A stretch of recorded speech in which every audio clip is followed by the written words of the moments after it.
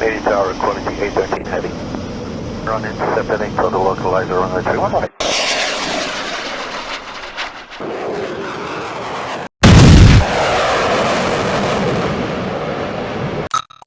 Before the radar contact appears, remember one number: 0.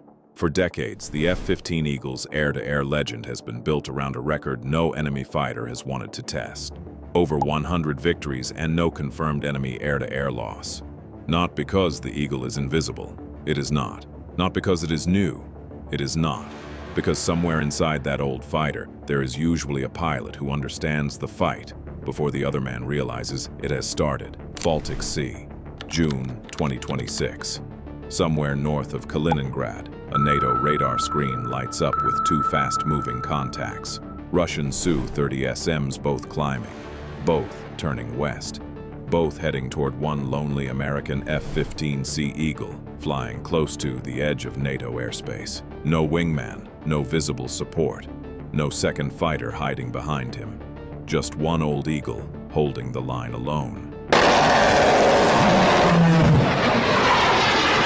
Inside the Russian lead aircraft, the pilot sees the target and makes the call.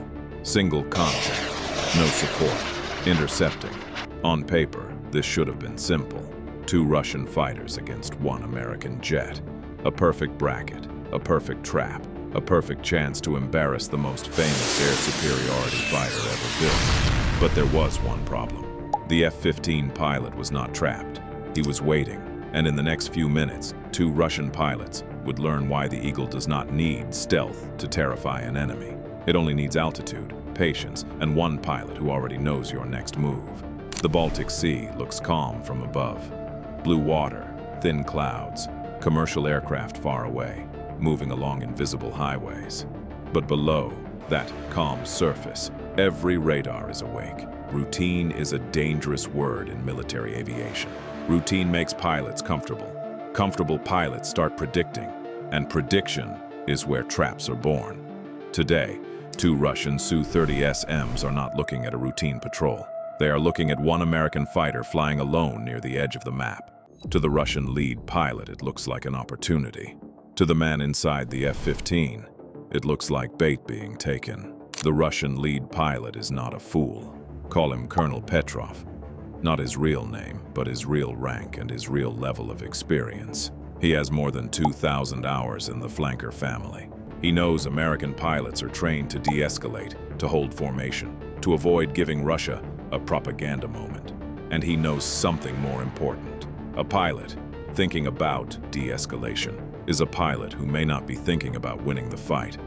That is his advantage. Not just the aircraft, not just the weapons. The assumption that the American will behave exactly like every American before him. Petrov checks his wingman. Tight, calm, ready. He checks the American. Still straight, still level, still not reacting. The smallest smile appears under his oxygen mask. He has seen this before. He has never been wrong. Until today.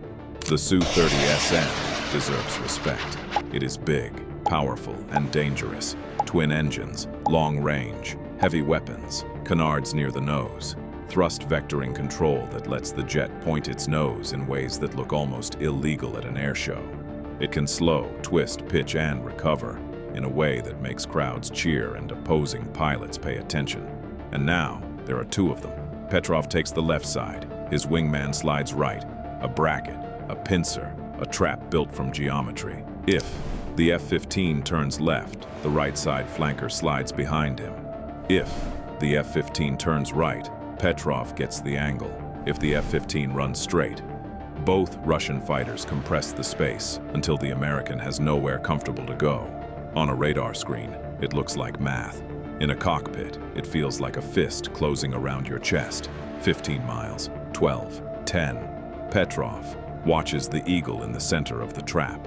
No turn, no climb, no panic. His wingman calls out. He is not moving. Petrov does not answer at first, because the silence of that F-15 is starting to feel different. Not confused, not unaware, deliberate. Inside the F-15, the pilot everyone calls Viper is watching the bracket form around him. Viper has thousands of hours in the Eagle. More importantly, he has spent years studying how pilots like Petrov think. He has flown against aggressor tactics. He has played the enemy in training. He has watched impatient pilots move too early and give away the only thing that matters: intention. A fighter pilot who moves too soon tells the enemy what he fears. A fighter pilot who waits forces the enemy to reveal what he wants. And right now, the two Su-30s are revealing everything. They want him to pick a side. They want him to turn into the bracket. They want him to choose the wrong door in a hallway built to kill him. So Viper chooses neither. 6 miles. The Russian fighters are committed. Their speed is high. Their angles are set. Their options are narrowing, without either pilot feeling it yet. And then the F-15 does the one thing neither flanker expected. It pulls straight up, not left, not right, up. The Eagle's nose snaps toward the sky. Afterburners ignite behind it, like 2 white doors opening into the sun. This is what the F-15 was built for. Not the airshow maneuver, not the museum circuit, not the slow, pretty trick that looks good in a promotional video. The Eagle was designed around one brutal truth. In a vertical fight, energy is everything. The aircraft that loses speed first loses position. The aircraft that loses position loses the fight. Petrov sees the move and reacts instantly. He is going vertical. Both Su-30S pitch up to follow, and that is the mistake. The Su-30SM is spectacular, but spectacular is not the same as fast, and fast is not the same as hungry. The Eagle climbs into the Baltic sky like it has been waiting all day for someone to be foolish enough to chase it upward. For 3 seconds, the flankers seem to match it. Then the numbers begin to bleed. Airspeed falling, climb rate weakening, nose authority fading. Petrov feels the first shudder through the frame of his jet. The aircraft is speaking to him. I can do this, but not much longer. Above them, the F-15 keeps climbing. It is not escaping. It is dragging them, and by the time Petrov understands the difference, he is already inside Viper's trap.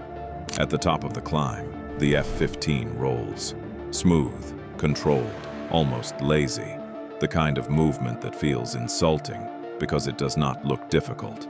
For 1 second, the Eagle hangs above the Baltic sky, nose high, engines burning, sunlight flashing across its wings.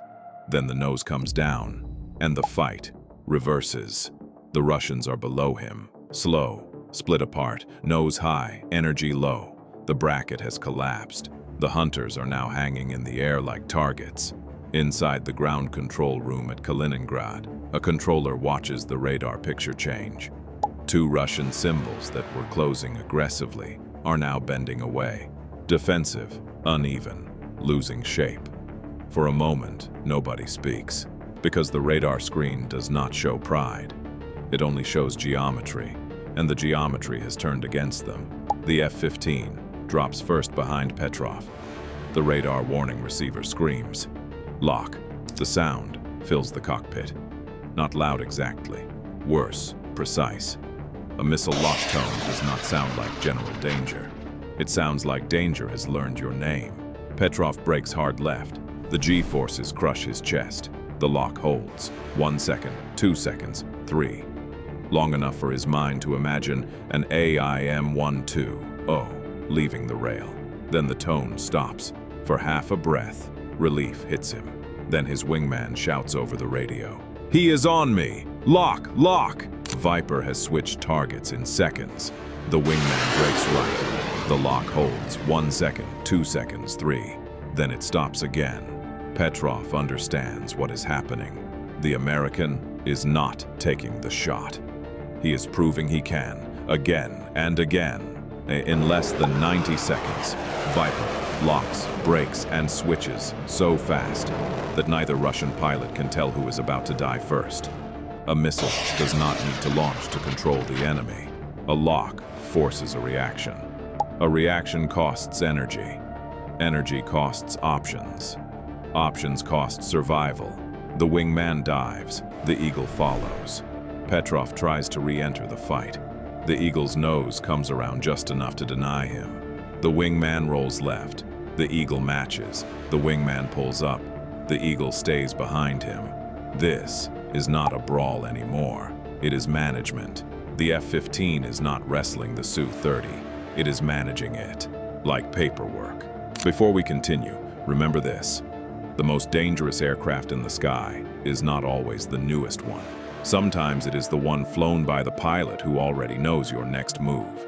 If you like military aviation stories where machines, tactics, and human nerves collide at 30,000 feet, subscribe to Aeropedia TV, because what happens next is the part no pilot wants to see on a debrief tape. The F-15 slides behind the wingman again. Close. Too close.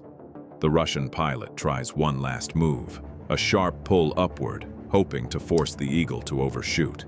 If Viper flies past him, even for 1 second, the fight might reset. But Viper has seen that move before, hundreds of times. In training, in exercises, in the mistakes of pilots who thought aggression could replace timing. He does not overshoot. He simply reduces closure, floats behind the Su-30, and stays there. The wingman has spent his last good option. Petrov sees it happen, and for the first time that day, he is no longer thinking about winning. He is thinking about getting both aircraft home. Then the F-15 climbs slightly and locks the wingman again. 3 seconds, switch. Petrov again. 3 seconds, switch. The Russians are not being engaged, they are being educated. Then, on the open frequency, the American pilot finally speaks. His voice is calm, almost bored. 2 of you, a pause. 1 of me, another pause. And I still had to slow down. No shouting, no insult, no anger. Just a sentence dropped into the cockpit like a stone into deep water. Petrov says nothing. His wingman says nothing. Because what do you say after that? The F-15 holds position for 5 more seconds. Long enough to make the point. Long enough for both Russian pilots to understand that if this had been a shooting war, the story would already be over. Then the Eagle rolls its wings. A slow wing waggle. Not aggressive, not panicked, not rushed. A wave, goodbye. The kind of gesture that feels polite until you realize it is worse than an insult. Then the F-15 turns northwest and resumes its patrol. Same altitude, same calm heading, same steady speed, as if 2 Su-30SMs had briefly interrupted his afternoon. The Russian fighters turn south toward Kaliningrad. No one speaks for almost 4 minutes, only breathing, radio static, engine noise, and the private sound every pilot hears after he has been beaten but not killed. His own pride trying to explain what just happened. When Petrov lands, he climbs down from the Su-30 and stands beside the aircraft longer than necessary. A technician asks something. Petrov does not answer, because the flight is over, but the fight is still replaying inside his head. The climb, the shudder, the first lock, the switch, the voice. In the debrief room, the commander asks the only question that matters. Did either aircraft achieve a valid firing solution? Petrov looks at the table. No. The commander waits. Not once. Petrov shakes his head. Not once. The room goes quiet. Not angry quiet. Professional quiet. The kind of silence that happens when trained men are doing math and not liking the answer. 2 Su-30SMs. 1 F-15C. No firing solution. No control of the engagement. The commander asks one more question. Was there another American aircraft? Petrov answers carefully. No visual contact, no radar contact. 1 fighter, 1 pilot, 1 Eagle. Petrov sits in the locker room for a long time after the debrief. He is not thinking about the Eagle. He is not even thinking about the fight. He is thinking about the sentence. Because it was not a boast. It was a report. It meant, I controlled this engagement so completely that my only problem was not losing you too fast. That is what 50 years of air dominance looks like when it has nowhere to hide. Not stealth, not magic. A pilot who knows your next move before you do. Inside an aircraft old enough to have seen every move you think is new.